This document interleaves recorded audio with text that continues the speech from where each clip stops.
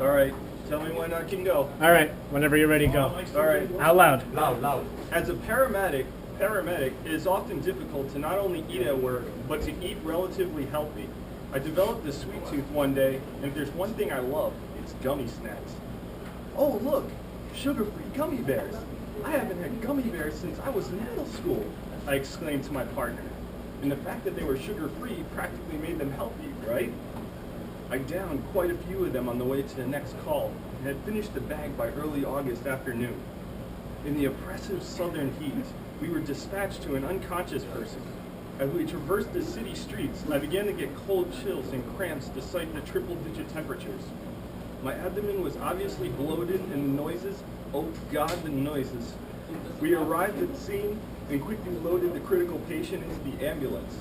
I grabbed a firefighter to ride with me in case the patient crashed before we got to the emergency room. In the back, the pressure was building against my dirty Rosebud. I had to release something and thought if I could just let some air out, I might not have to change my pants. I leaned to the side, putting pressure on one sheet to try to sneak it out without being noticed.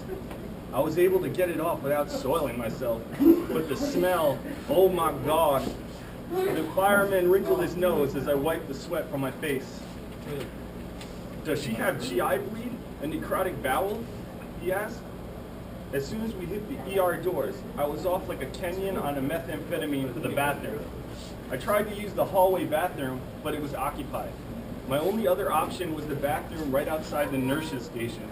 I mean, it was right outside the nurses' station. The door was a mere 5 feet from their desk. All those pretty young nurses. With no other option, I ran back trying to keep my cheeks clenched. Clenched?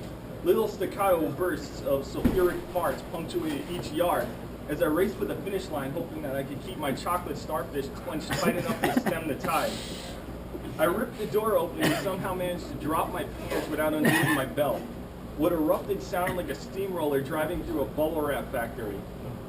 I knew it was audible from the nurse's station, and I nearly knocked a pretty blonde out of her chair during my mad dash. As the sense of relief from the pressure washed over me, so did the smell. It smelled like someone took a bag of dirty diapers, filled it with rotting body parts, and let it sit in the sun for 2 weeks. I sat there, petrified, but also doubled over with the sort of cramps that make one pray for death. Tanya, what is that smell? Came the voice from outside the door. I knew there was no escaping with my dignity intact. I sent a text to my partner from the bathroom telling her I was sick and to let me know when she was ready to leave. When she replied, I dashed from the bathroom back to the ambulance. I gotta go home. I'm sick, I told her. We started back to the station and were a few miles away when we witnessed a car wreck. The kind of car wreck where you know someone is injured, and it's hard to sneak past it when you're in an enormous truck that says ambulance. Am I supposed to read all this? All right. You're done.